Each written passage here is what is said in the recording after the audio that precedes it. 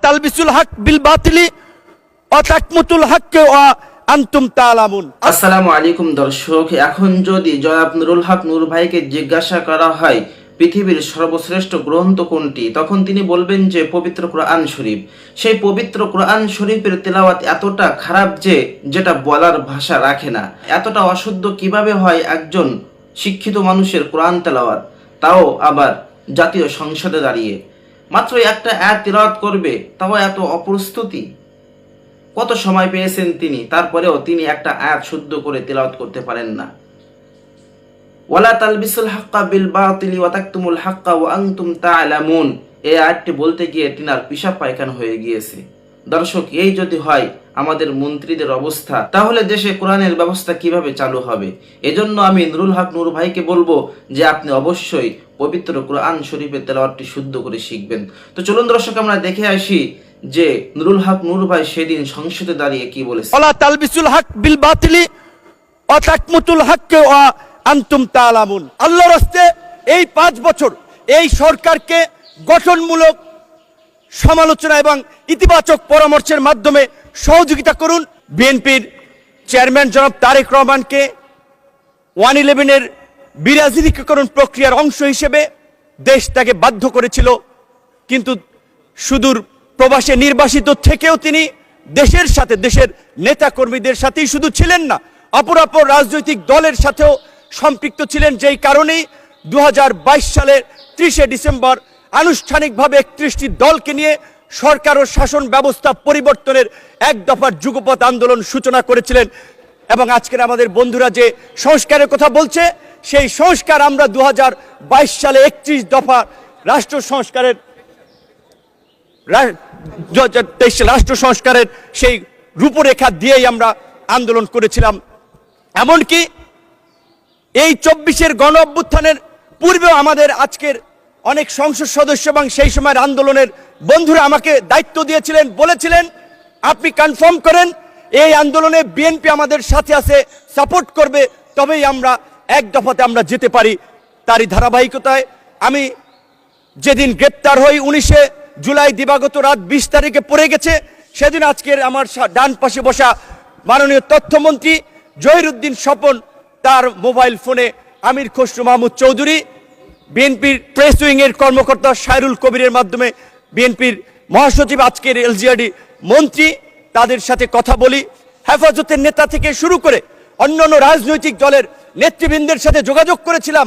কিন্তু আমি স্পষ্টভাবেই বলবো, আমি জামাত ইসলামের বিগত দিনের কন্ট্রিবিউশনকে অ্যাকনলেজ করি, কিন্তু আমার সাথে আনুষ্ঠানিকভাবে আন্দোলন সংগ্রামের বিষয়ে আমি এই যে ক্রাইসিস মোমেন্টে এত ছাত্র আন্দোলন লিড করেছি, জামাতের শিবিরের কারোর সাথে আমার কখনো আন্দোলন সংগ্রাম নিয়ে আলাপ আলোচনা নেই। তাদের পরামর্শ আমি কখনো আমার সাথে সুযোগ হয় নাই কিংবা গ্রহণ করি নাই। তাদের আন্দোলনকে আমি রেকগনাইজ করি, কিন্তু আমি শুধু এইটুকু বলছি যে আজকে যখন জুলাই নিয়ে কথা হয়, জুলাই নিয়ে বিকৃত তথ্য উপস্থাপন করা হয়, গতকালকে এবং তার আগের দিনও আমাদের একজন সংসদ সদস্য এবং এই সরকারের প্রতিমন্ত্রী জুনায়েদ সাকি বলেছিলেন যে জুলাই সনদে পরিষ্কারভাবে বলা ছিল যে এই বিষয়গুলোতে আমরা একমতে পৌঁছাতে পারছি না, রাজনৈতিক দলসমূহ সেগুলো জনগণের কাছে নিয়ে যাবে, জনগণ যার পক্ষে ম্যান্ডেট দিবে তারা তাদের মতো করে করবে। তো আজকে জুলাই সনদ যে ইস্যুতে বিএনপির দ্বিমত ছিল, নোট অফ ডিসেন্ট ছিল, সেটা বিএনপি বাস্তবায়ন করবে, এটাই স্বাভাবিক। কিন্তু এটাকে মিথ্যা, সত্যের সাথে মিথ্যাকে জড়িয়ে আমি মনে করি এই অপপ্রচার অন্তত আমাদের বিরোধী দলের বন্ধুদের করা উচিত নয়। এই সম্পর্কে আমি, তারা যেহেতু কোরআন হাদিসের রেফারেন্স মাঝে মাঝে দিয়ে থাকেন, তাই আমি একটি আয়াত দিয়ে আমি তাদেরকে বলতে চাই, যেটি সূরা বাকারাতে বলা হয়েছে, ওয়ালা তালবিসুল হক বিল বাতিলি ওয়া তাকমুতুল হক ওয়া আনতুম তা'লামুন, অর্থাৎ তোমরা সত্যের সাথে মিথ্যার মিশ্রণ করিও না, জেনে শুনে সত্য গোপন করিও না। সুতরাং আমার বন্ধুদেরকে আমি বলবো, আজকে বিএনপি এবং তার জোট সঙ্গীদেরকে যেভাবে সংস্কার বিরোধী হিসেবে উপস্থাপন করা হচ্ছে, সেটি মোটেই একটি সুস্থ ধারার রাজনীতির লক্ষণ নয়। আজকে আমরা রাজনীতিতে গুণগত পরিবর্তনের কথা বলি, ইতিবাচক পরিবর্তনের কথা বলি। বাংলাদেশের সাবেক রাষ্ট্রপতি, সাবেক প্রধানমন্ত্রীর ছেলে, এই বাংলাদেশের জনগণের নেতা তারেক রহমানের লাইফস্টাইল, জীবনাচরণ, তার যে দেশ নিয়ে মিশন ভীষণ, আমরা তার মন্ত্রিসভায় কাজ করে আমরা দেখতে পাচ্ছি। তাই আমি আমার বিরোধী দলের বন্ধুদেরকে বলবো, আপনারা তর্কের খাতিরে তর্ক, বিরোধিতার খাতিরে বিরোধিতা না করে আল্লাহর রাস্তে এই 5 বছর এই সরকারকে গঠনমূলক সমালোচনা এবং ইতিবাচক পরামর্শের মাধ্যমে সহযোগিতা করুন। ইনশাআল্লাহ আমরা তারেক রহমানের নেতৃত্বে আগামী 5 বছর এই দেশকে একটি অনন্য উচ্চতায় এগিয়ে নিয়ে যাব।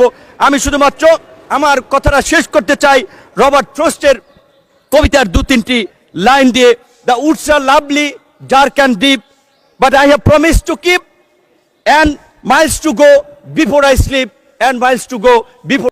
দর্শক, নুরুল হক নূর ভাই যে কথাগুলি বলেছেন এই কথার সাথে কে কে একমত অবশ্যই কমেন্ট করে জানাবেন। চলুন দর্শক, এবার আমরা দেখেছি ফজলুর রহমান সাহেব কি বলেছে। আপনি শেষ করুন, কষ্ট পাইতেছেন, বক্তব্য শেষ করুন। আমি আবারও বলে রাখলাম, শহীদ পরিবারের লোক তো জামাত করতেই পারে না, আর জামাত করলে ডাবল অপরাধ করতেছে। 2, তাহলে স্বীকার,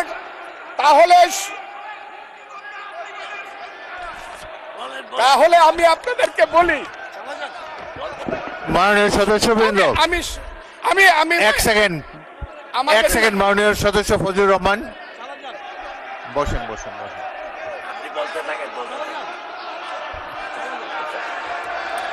আমি আপনাদেরকে মাননীয় সদস্যবৃন্দ, প্রোটেকশন আশা করতেছি। মাননীয় সদস্যবৃন্দ বসুন, কিন্তু আমার গলা সংসদের শৃঙ্খলা রক্ষা করুন। ওনার গলা, আমি কিন্তু ওনাদেরকে খারাপ কিছু বলি নাই। বসেন।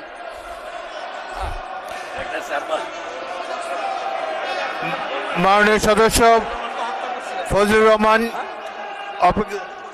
মাননীয় সদস্য ফজলুর রহমান, আপনি একটু অপেক্ষা করুন। মাননীয় সদস্যবৃন্দ, আমি Kazi Nazrul Islam, please sit down. আমি বলছি, প্লিজ সিট ডাউন। এই যে দেখেন, তারা বসেন।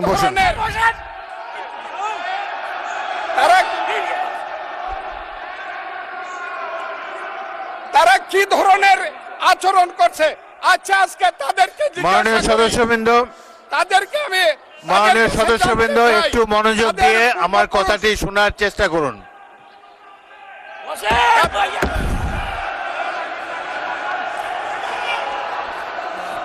মাননীয় সদস্যবৃন্দ, গাজী নজরুল ইসলাম বসুন। আমি আজকে বসুন। এই স্পিকারের কথা শোনার চেষ্টা করুন। এই কথা, মাননীয় সদস্যবৃন্দ, একটা কথা আপনারা মনোযোগ দিয়ে শুনেন।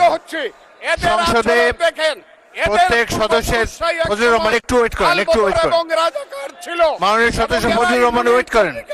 Hold on for a second, একটু অপেক্ষা করুন। আমাদের নেতা জিয়াউর রহমানকে পাইলো এরা হত্যা করতো 16 ডিসেম্বরের আগে। মাননীয় সদস্য ফজলুর রহমান অপেক্ষা করুন। আমার শেষ, আমাকে হোল্ড অন ফর 2 মিনিটস। দেখেন ডিস্টার্ব, আমি আর তাদেরকে বল। দর্শক, এই সমস্ত নেতাদেরকে যদি জাতীয় সংসদে পাঠানো হয় তাহলে দেশের অবস্থা এমনই হবে। আজকের ভিডিওটি এই পর্যন্ত। ভিডিওটি ভালো লাগলে লাইক দিবেন এবং বেশি বেশি শেয়ার করুন, অন্যকে দেখার সুযোগ করে দেবেন। আসসালামু আলাইকুম।